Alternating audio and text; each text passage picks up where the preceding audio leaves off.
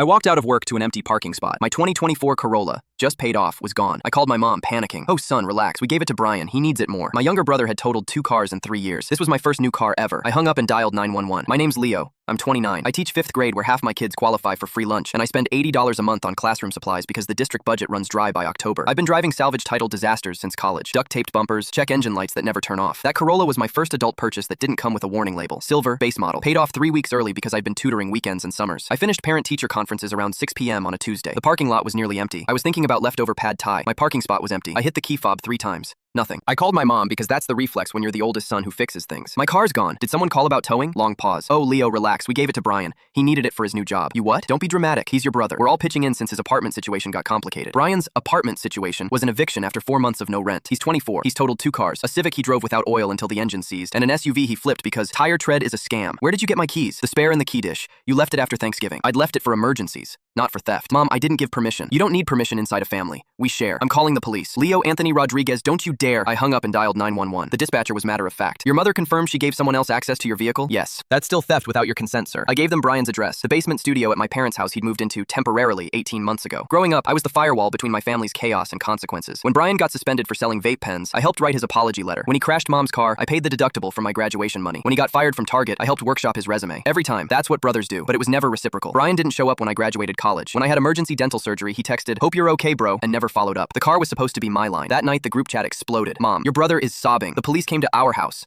"Dad, this is embarrassing. We're family." Brian, "Wow, bro. Really? Over a car?" I screenshotted everything. The next morning, 2 officers showed up at school. "We located your vehicle. We need you to decide if you want to press charges." "I want my car back." I drove to my parents' house in the cruiser. The Corolla was parked at an angle, 1 tire on the grass, new dent in the front bumper. Mom was on the porch, arms crossed. Brian stood behind her wearing my high school track hoodie, another thing he'd borrowed. "Leo, this is insane. You're going to ruin his record over a mistake? He stole my car. We gave it to him. There's a difference." The officer stepped forward. "Ma'am, legally, it's theft." Brian smirked. "So you're really doing this?" "Give me my keys." He disappeared inside. Mom whispered, "If you do this, you're choosing a car over your family." I thought about the essays on my desk. The student who hugged me yesterday because I helped her understand fractions. "I'm choosing myself," I said. Brian returned and slammed the keys into my palm. There was a vape pen dangling from my Grand Canyon keychain. I held it up. "You were driving my car with this? It's legal. It voids my insurance." The officer made a note. I got in. The passenger seat was covered in energy drink cans and fast food wrappers. It smelled like artificial strawberry and regret. The fallout was nuclear. "Mom, you've broken my heart." "Dad, your grandfather would be ashamed." Brian, "Hope you're happy alone." I blocked the group chat. My younger sister Vanessa called at 11 p.m. I saw the texts before Mom deleted them. "Are you okay?" "Yeah." Silence. Then, "I'm proud of you." Something cracked open in my chest. They did the same thing to me with my college fund. Said Brian needed it more for a business opportunity. It was a crypto scam. I paid my own way through nursing school. I didn't know, because I didn't want to be the bad guy. But you just did what I couldn't. 3 weeks later, Brian texted, "Mom's sick. You should call." I didn't. 4 weeks later, Dad showed up at my school with a check for the bumper repair. "Let's move past this." The check was for $200. The actual repair was $850. "Keep it," I said. He stood there, confused, like I'd started speaking a language he'd never learned.